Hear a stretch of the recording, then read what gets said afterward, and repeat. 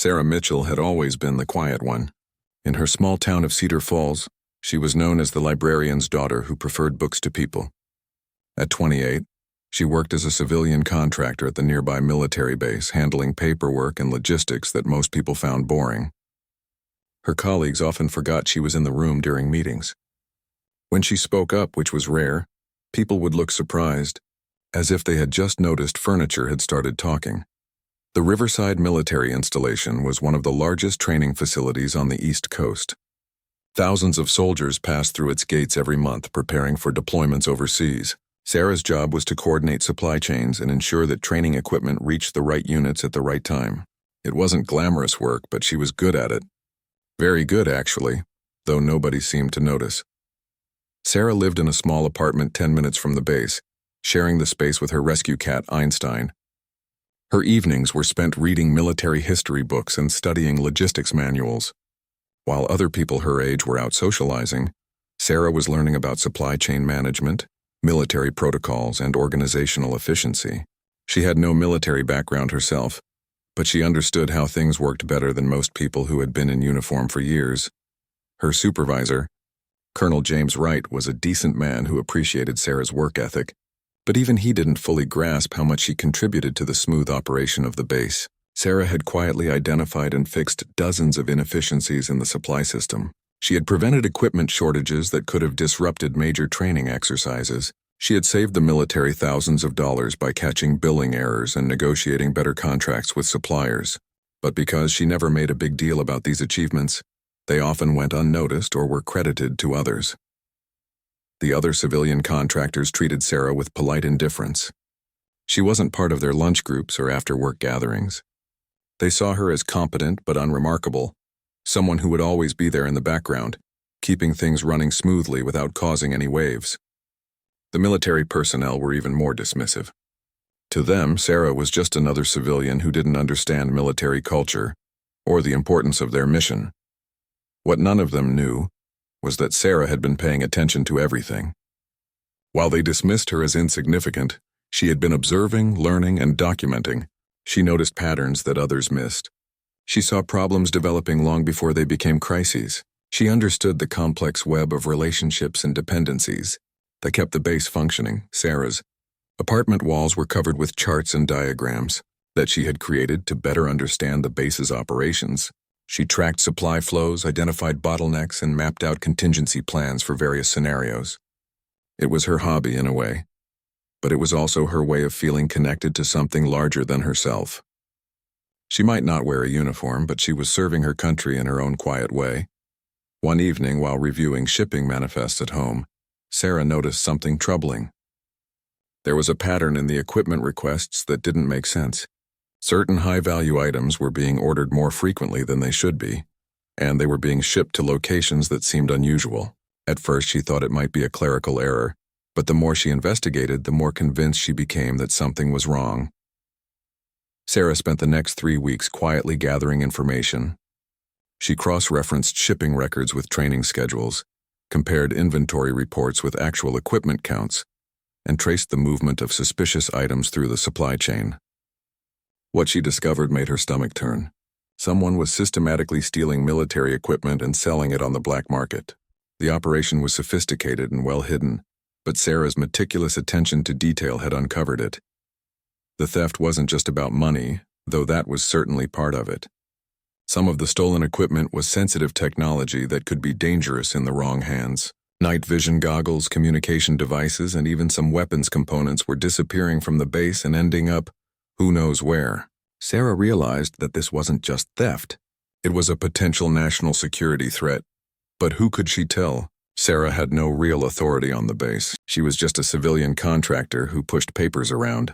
Would anyone believe her? Would they take her seriously?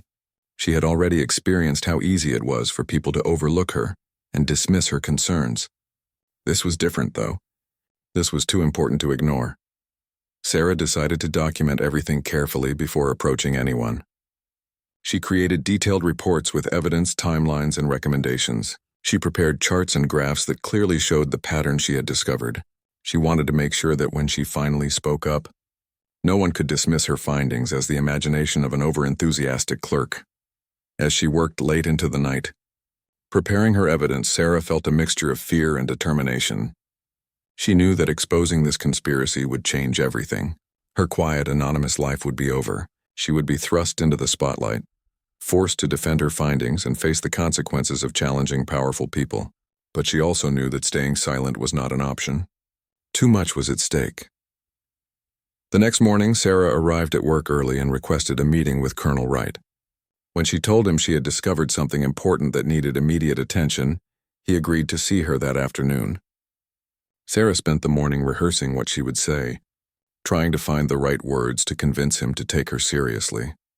She had no idea that her discovery would eventually lead to a confrontation with one of the most powerful military leaders in the country, or that her quiet voice would soon be heard at the highest levels of government. All she knew was that someone had to speak up, and despite years of being overlooked and underestimated, she was the one who had to do it. Colonel Wright listened to Sarah's presentation with growing concern. The evidence she had compiled was overwhelming and undeniable. The charts and documentation she spread across his desk painted a clear picture of systematic theft and corruption that had been going on for months, possibly years. As Sarah explained her findings in her quiet, methodical way, Wright realized that this unassuming contractor had uncovered something that his own security personnel had completely missed. "How long have you been tracking this?" Wright asked, studying the detailed timeline Sarah had prepared. "About 3 weeks of focused investigation," Sarah replied. "But I first noticed the irregularities 6 weeks ago.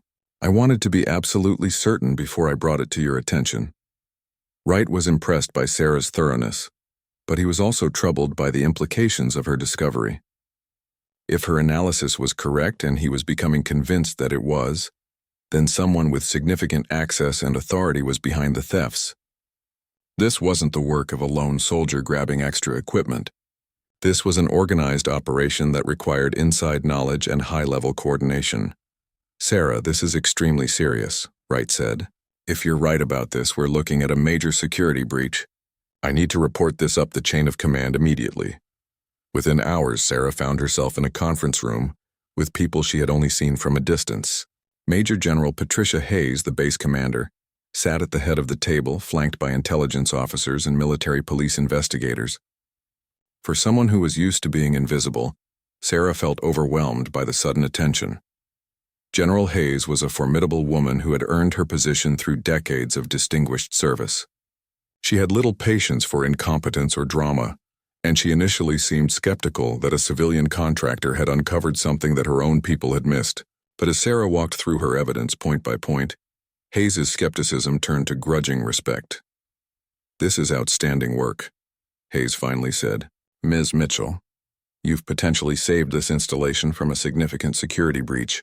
However, we need to verify your findings and identify the individuals responsible." The investigation that followed was swift and thorough. Military, police, and intelligence officers used Sarah's evidence as a roadmap to trace the stolen equipment and identify the conspirators. What they discovered was worse than anyone had imagined. The theft ring involved several high-ranking personnel, including a lieutenant colonel named Marcus Webb, who had been considered a rising star in the military hierarchy. Webb had been using his position to order equipment for fictitious training exercises, then diverting it to off-base locations where civilian accomplices would pick it up and sell it on the black market. The operation was generating hundreds of thousands of dollars in illegal profits, and some of the stolen equipment had already been traced to known criminal organizations. As the investigation expanded, it became clear that the conspiracy reached beyond Riverside military installation. Webb had connections at other bases, and there was evidence that similar theft operations were being conducted at multiple facilities across the country. What Sarah had uncovered was not just local corruption. It was a national security threat that required immediate action from the highest levels of the military. Sarah suddenly found herself at the center of a major investigation. She was interviewed repeatedly by various agencies, each time having to explain her methods and findings to new groups of officials. The quiet librarian's daughter, who had always preferred to stay in the background, was now a key witness in a case that was being briefed to senior Pentagon officials. The stress was overwhelming. Sarah had never wanted this kind of attention or responsibility. She continued to do her regular job during the day, but her evenings were consumed by meetings with investigators and lawyers. She was told to keep the investigation confidential, which meant she couldn't even talk to her friends or family about what was happening. Einstein became her only confidant, listening patiently as she practiced her testimony and worried about the consequences of her discovery. As the evidence mounted, Lieutenant Colonel Webb and several of his accomplices were arrested. The military justice system moved quickly to prosecute the case, and Sarah was informed that she would be a crucial witness in the court-martial proceedings. But as the case gained attention within military circles, word began to reach people who were not happy about the investigation. General Marcus Thornfield was a 4-star general with connections throughout the Pentagon and a reputation for protecting his own. He had been Webb's mentor early in the lieutenant colonel's career, and he saw the investigation as a threat to his own reputation and legacy. Thornfield began making phone calls, trying to minimize the scope of the investigation and protect people who were connected to Webb. When Thornfield learned that the entire investigation had been triggered by a civilian contractor, he was furious. The idea that some nobody from a small town had exposed a problem that reflected poorly on military leadership was unacceptable to him. He began pressuring his subordinates to find ways to discredit Sarah's findings or limit her involvement in the case. Sarah knew none of this was happening behind the scenes. She was focused on preparing for the court-martial and helping investigators trace additional stolen equipment. She had no idea that a powerful general was working to undermine her credibility and silence her testimony.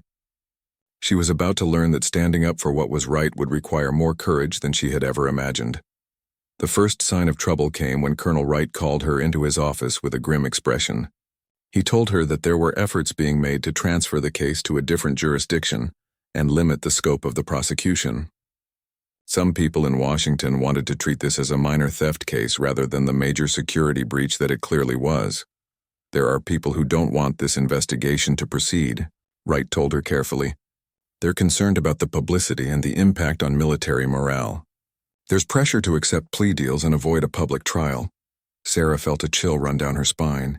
After everything she had discovered, after all the evidence she had compiled, were they really going to sweep this under the rug? Were the people responsible going to escape justice because it was inconvenient for some generals to admit that such a massive security breach had occurred under their watch? What does that mean for my testimony? Sarah asked. Wright hesitated before answering. It means you need to be prepared for some very powerful people to try to silence you. The pressure started subtly. Sarah began receiving phone calls at work from people she didn't recognize, claiming to be from various Pentagon offices. They would ask her detailed questions about her investigation, ostensibly to clarify certain points, but Sarah could sense they were fishing for inconsistencies or weaknesses in her evidence. When she asked to speak with their supervisors or requested official written inquiries, the calls would suddenly end. Her direct supervisor, Colonel Wright, was reassigned to a different position with little explanation. His replacement, Colonel David Santos, was polite but distant. During their first meeting, Santos made it clear that he preferred his civilian contractors to focus on their assigned duties and avoid getting involved in matters beyond their scope of responsibility. Ms. Mitchell, Santos said, reviewing her personnel file. I understand you've been helpful in an ongoing investigation, but I think it's time for you to return your full attention to your logistics work.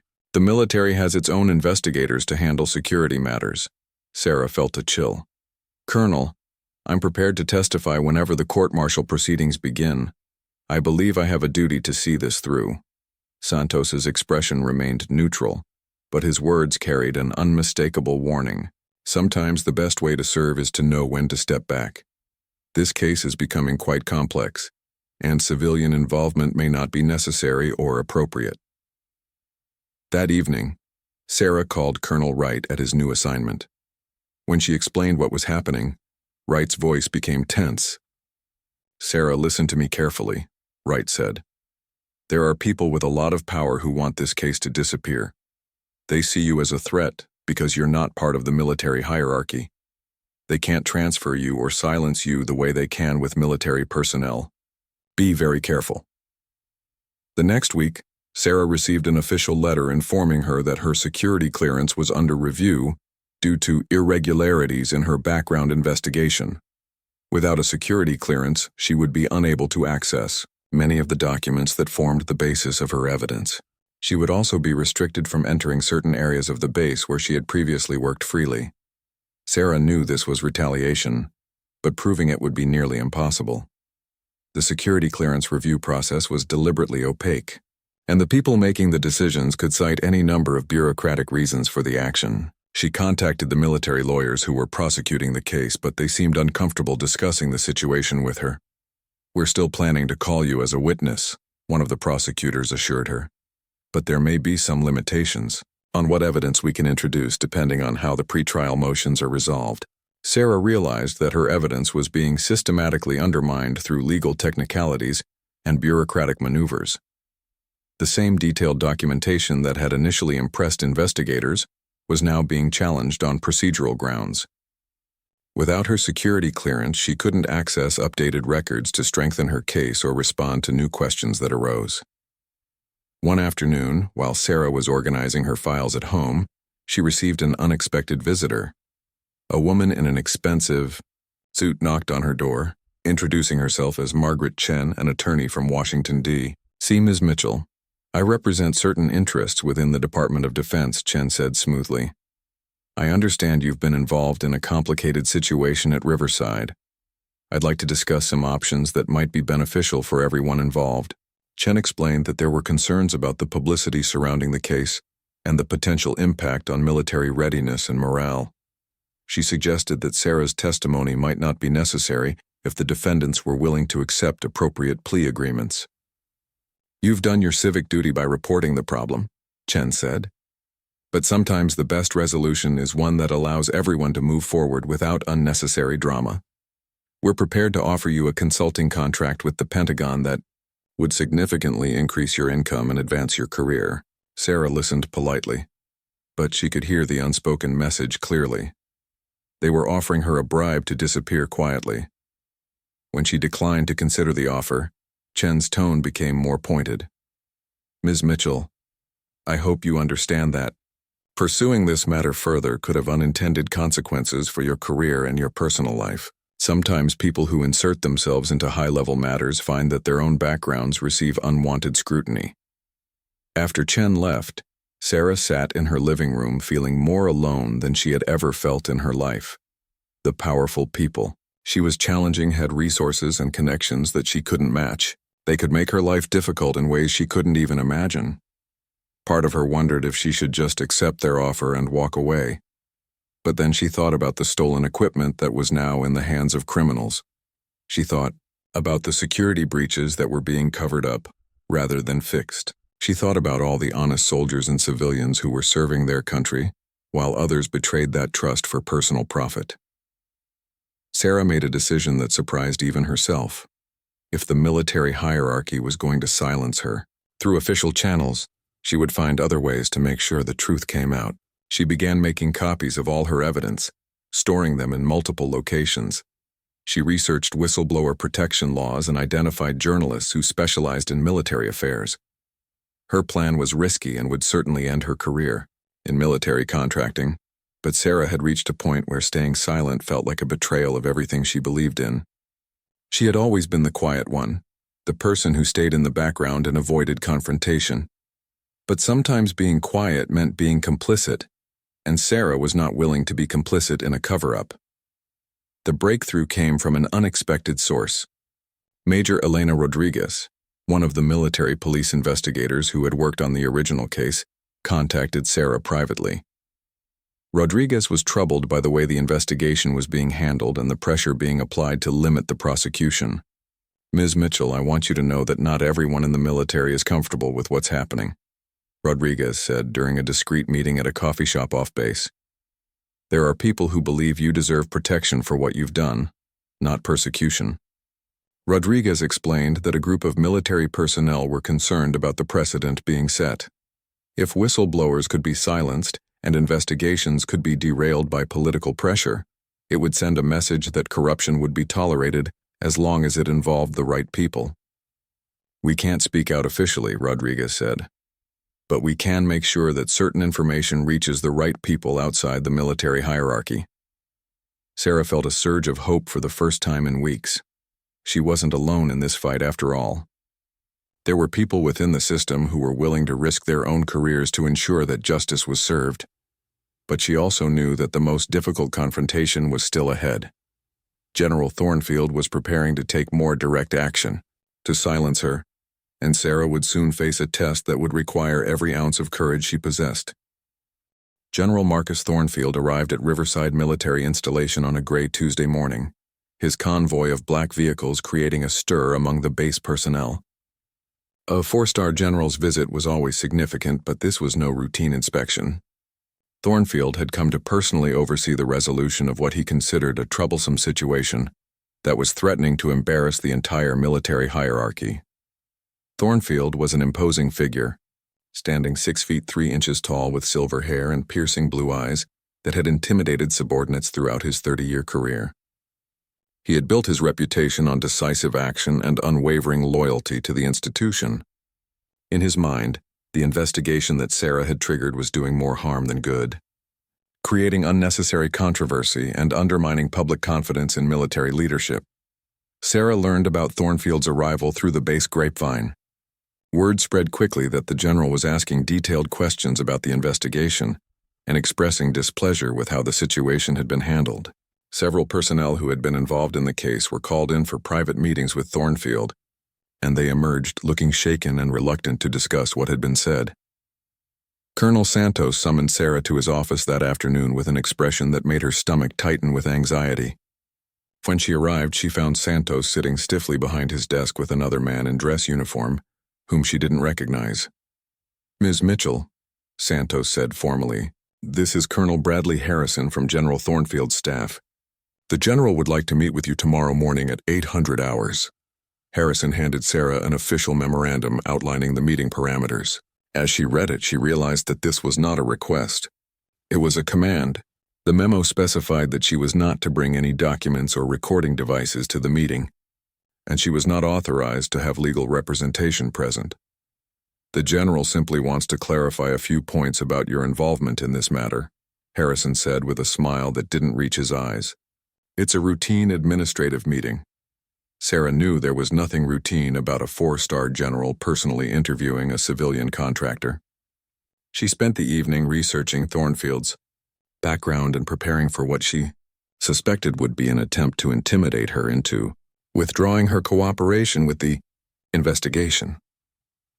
General Thornfield's temporary office had been set up in the base commander's conference room. When Sarah entered at precisely 800 hours, she found Thornfield seated behind a large desk, with Harrison and another aide flanking him. The arrangement was clearly designed to emphasize the power differential and make Sarah feel small and insignificant. "Ms. Mitchell," Thornfield said without offering her a seat, "I've been reviewing your involvement in this investigation, and I have some concerns." Thornfield's voice was deep and commanding, the kind of voice that had ordered thousands of soldiers into action over the years. He began by questioning Sarah's qualifications to interpret military logistics data, suggesting that her civilian background made her unsuited to understand the complexities of military operations. "You're not military personnel," Thornfield said, leaning forward slightly.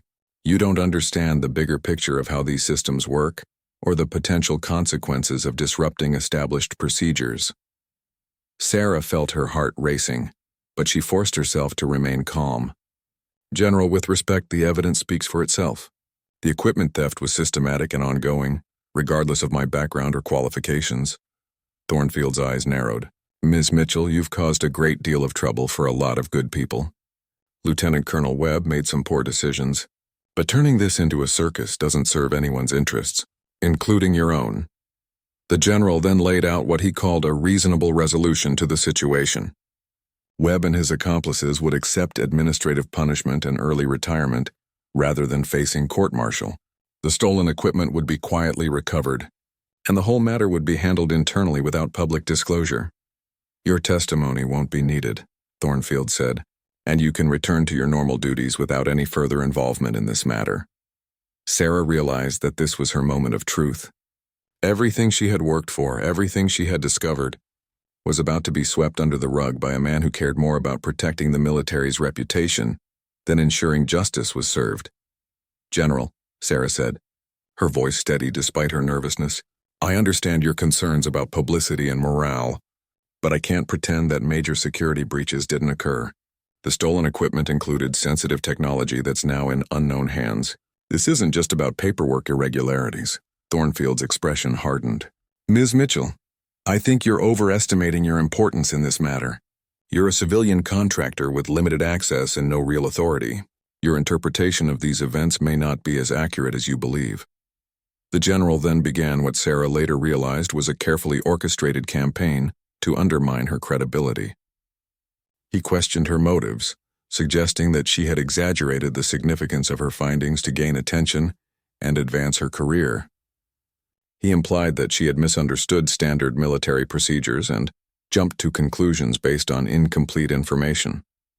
"You've been useful in identifying some administrative irregularities," Thornfield said, "but your role in this matter is now complete. I strongly advise you to step back and allow military professionals to handle the resolution." Sarah felt the weight of Thornfield's authority pressing down on her. This was a man who could end her career with a single phone call, who commanded resources and respect that she could never match. The smart thing to do would be to agree with him, accept whatever face-saving resolution he was offering, and return to her quiet life. But as Sarah looked at General Thornfield's confident expression, she thought about all the times in her life when she had stayed quiet, when she had let others speak for her, when she had accepted being overlooked and underestimated. She thought about the soldiers who deserved to know that their equipment was being protected, and the taxpayers who deserved to know that their money wasn't being stolen. "General," Sarah said, her voice growing stronger, "I appreciate your position, but I cannot agree to remain silent about what I've discovered. The evidence of systematic theft and security breaches is too significant to ignore." Thornfield's facade of polite authority dropped away, revealing the intimidating presence that had made him feared throughout the military hierarchy. "Ms. Mitchell, I don't think you understand the consequences of defying my recommendation. Your security clearance investigation could result in findings that would make you unemployable in any government-related position. Your personal life could come under scrutiny that you would find very uncomfortable." The threat was clear and unmistakable. Thornfield was telling her that he had the power to destroy her life if she didn't comply with his demands. Sarah felt a moment of pure terror as she realized what she was up against. But then something unexpected happened. Instead of backing down, Sarah felt a surge of anger that burned away her fear. This powerful man was threatening her because she had done the right thing, because she had exposed corruption and protected national security. He was more concerned with covering up embarrassing failures than with fixing the problems she had identified.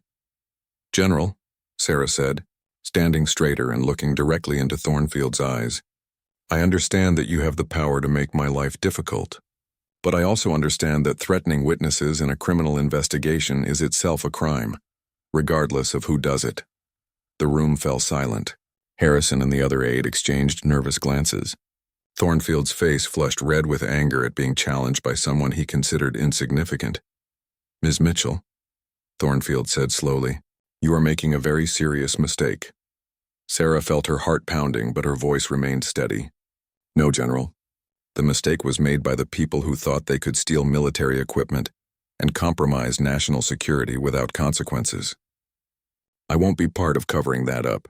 It was at that moment that Sarah Mitchell, the quiet librarian's daughter who had always preferred to stay invisible, said the word that would define her courage and integrity for the rest of her life. "No." The word hung in the air like a gunshot. General Thornfield had expected many possible responses from Sarah Mitchell, but a flat, unequivocal no was not one of them. In his decades of military service, subordinates and civilians alike had always found ways to accommodate his recommendations, even when they disagreed with them. No one simply looked him in the eye and refused. "I'm sorry," Thornfield said, his voice dangerously quiet. "No, General," Sarah repeated, her voice stronger now. "I will not agree to remain silent about what I've discovered. I will not pretend that major crimes didn't occur just because it's inconvenient for you to acknowledge them." Colonel Harrison shifted uncomfortably in his chair, clearly wishing he was anywhere else. The other aides stared at his notepad as if it contained the secrets of the universe. Neither had ever witnessed a civilian contractor directly defy a four-star general. Thornfield stood up slowly, his imposing frame casting a shadow across the conference table. Ms. Mitchell, I don't think you fully comprehend the situation you're in. Your accusations are based on speculation and incomplete information. You're a clerk who has misinterpreted routine, administrative procedures and convinced yourself that you've uncovered some grand conspiracy. Sarah felt the familiar sensation of being dismissed and minimized, the same feeling she had experienced countless times throughout her life. But this time, instead of shrinking back, she found strength in her certainty about what she had discovered. General, I have documented evidence of systematic theft involving hundreds of thousands of dollars in military equipment. I have traced shipments to unauthorized locations and identified patterns of fraudulent requisitions. This isn't speculation. It's fact. Thornfield's eyes flashed with anger. You have computer printouts and shipping manifests that you've misinterpreted. You have no understanding of the operational requirements that drive equipment distribution or the security protocols that govern military logistics. Then explain to me, Sarah said, opening her briefcase and pulling out a folder despite the prohibition against bringing documents, why Lieutenant Colonel Webb ordered 50 night vision devices for a training exercise that involved 12 soldiers. Explain why those devices were shipped to a warehouse in Baltimore instead of to the training facility. Explain why Webb's civilian contact picked up those devices and sold them to a pawnshop owner with known connections to organized crime. Sarah spread the documents across the table, her evidence laid out in clear, undeniable detail. Thornfield glanced at the papers but didn't examine them closely, as if looking at them would somehow validate her position. Ms. Mitchell, you're out of your depth, Thornfield said. Military operations involve complexities that civilians cannot understand. Your simplistic interpretation of these documents doesn't constitute evidence of wrongdoing. But Sarah could see uncertainty creeping into Thornfield's expression. He had expected to find a frightened clerk who could be easily intimidated or dismissed. Instead, he was facing someone who knew exactly what she was talking about and wasn't backing down. General, Sarah said, I've spent months analyzing these patterns. I've verified every discrepancy and traced every suspicious transaction. I know this evidence is solid because I've checked and double-checked every detail. The only question is whether the military justice system will be allowed to function, or whether you'll succeed in covering this up. Thornfield's facade of patient authority finally cracked completely. You have no idea what you're interfering with, he said, his voice rising. This investigation is damaging ongoing operations and compromising relationships that took years to build.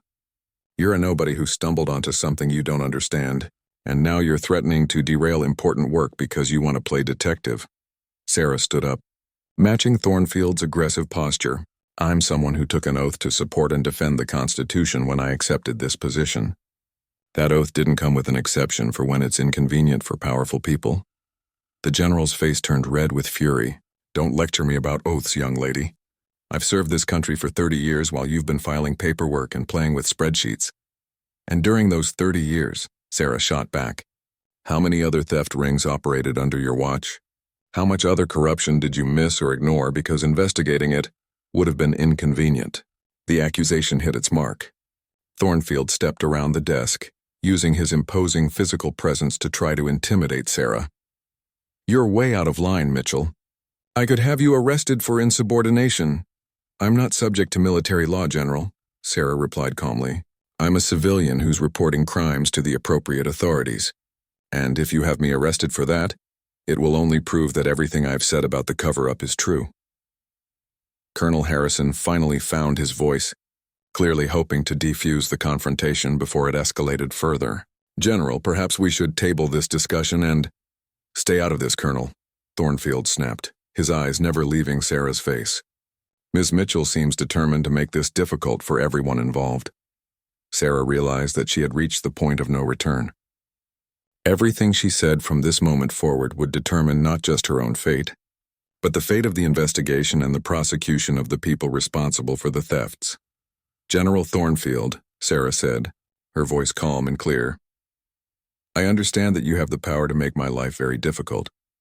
You can destroy my career, investigate my personal life, and make me unemployable in any government position. But here's what you can't do. You can't change the facts, and you can't silence the truth. She gathered up her documents and put them back in her briefcase. her movements deliberate and confident. "I'm going to testify in Lieutenant Colonel Webb's court-martial," Sarah continued. "I'm going to provide all the evidence I've gathered to the prosecutors and to any congressional oversight committee that's interested in reviewing this case. I'm going to make sure that the American people know that their military equipment was stolen and sold to criminals, and that some people tried to cover it up instead of fixing the problem." Thornfield's voice was low and threatening. "You're making the biggest mistake of your life, Mitchell." Sarah looked directly into the general's eyes, no longer intimidated by his rank or his reputation. "No, General.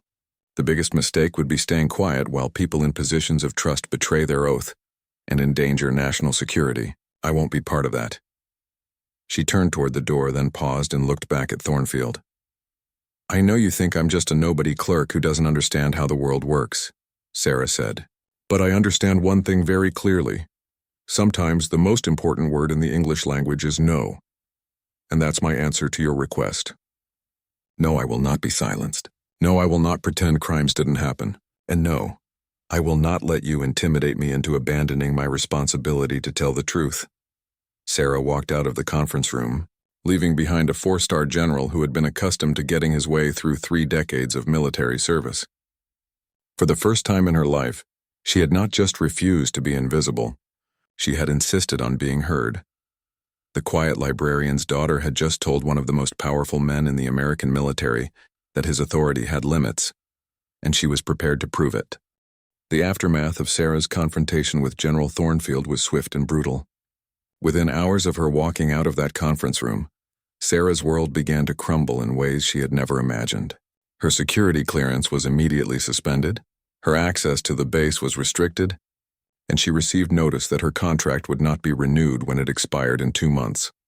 But General Thornfield had underestimated the power of the word no when spoken by someone with nothing left to lose. Major Elena Rodriguez and several other military personnel who had been troubled by the cover-up attempts began quietly documenting the retaliation against Sarah.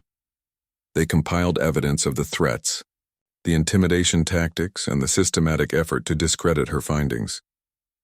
Sarah returned to her apartment that evening knowing that her life as she knew it was over. She sat on her couch with Einstein purring on her lap, staring at the charts and diagrams that covered her walls. All her careful analysis, all her meticulous documentation, all her quiet years of dedicated service seemed meaningless in the face of Thornfield's power. But as she sat there in the gathering darkness, Sarah realized something profound. For the first time in her life, she had stood up for what she believed in, regardless of the consequences. She had looked power in the eye and refused to blink. The scared, invisible girl who had always let others speak for her was gone, replaced by a woman who understood her own worth and her own strength. The next morning, Sarah received an unexpected phone call from Amanda Foster, an investigative journalist with the Washington Post who specialized in military affairs. Major Rodriguez had quietly provided Foster with information about the case and the subsequent cover-up attempts. "Ms. Mitchell," Foster said, "I understand you've uncovered evidence of significant corruption at Riverside Military Installation, and that there are efforts underway to silence you. Would you be willing to share your story?" Sarah's first instinct was to decline.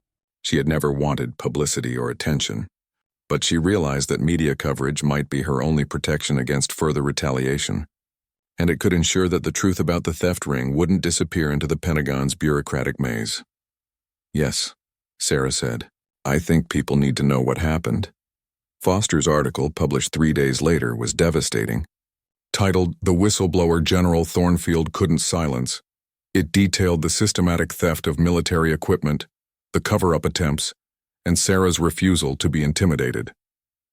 The article included copies of Sarah's evidence and documented the threats and retaliation she had faced. The response was immediate and overwhelming. Congressional oversight committees announced investigations. The Pentagon Inspector General's office opened its own inquiry. Other whistleblowers from different military installations came forward with similar stories of corruption and cover-up attempts. General Thornfield was suddenly on the defensive, called to testify before Congress about his handling of the investigation, his attempts to dismiss Sarah as an unqualified civilian who had misunderstood routine procedures crumbled under the weight of her documented evidence and the testimony of other military personnel who corroborated her findings. Lieutenant, Colonel Webb's court-martial proceeded as originally planned, with Sarah as the star witness. Her testimony was clear, detailed, and unshakable. Webb was convicted on multiple charges and sentenced to 10 years in military prison. His civilian accomplices were prosecuted in federal court and received similar sentences. But the investigation didn't stop there. Sarah's evidence led to the discovery of similar theft rings at 5 other military installations. The total value of stolen equipment exceeded $2 million, and some of the stolen technology had been traced to foreign buyers who posed potential security threats. General Thornfield's career was effectively ended. He was censured by Congress, stripped of several commendations, and forced into early retirement. His legacy, which he had tried so hard to protect, was forever tainted by his attempts to cover up corruption rather than address it. For Sarah, the victory came at a significant personal cost. Her career in military contracting was over, and she found herself unemployable in many government-related positions. The stress of the investigation and the public attention had taken a toll on her health and her relationships. But she also discovered opportunities she had never imagined. The American Civil Liberties Union offered her a position as an advocate for government whistleblowers. Universities invited her to speak about ethics and courage in public service. Publishers approached her about writing a book about her experience. Most importantly, Sarah discovered that she was no longer invisible. Her story had inspired other people to speak up about corruption and wrongdoing in their own organizations. She received hundreds of letters from people who thanked her for showing them that one person's voice could make a difference. 6 months after her confrontation with General Thornfield, Sarah testified before a Senate subcommittee about the need for stronger whistleblower protections. As she sat at the witness table facing a panel of senators and a room full of reporters, she thought about how far she had come from the quiet librarian's daughter who had preferred books to people. "Senator," she said in response to a question about why she had refused to back down, "I think there comes a moment in everyone's life when they have to decide who they really are. For me, that moment came when a very powerful man told me to stay quiet about crimes I had discovered. I realized that staying quiet would make me complicit in those crimes." Sarah paused, looking out at the audience that included Major Rodriguez and several other military personnel who had supported her throughout the ordeal.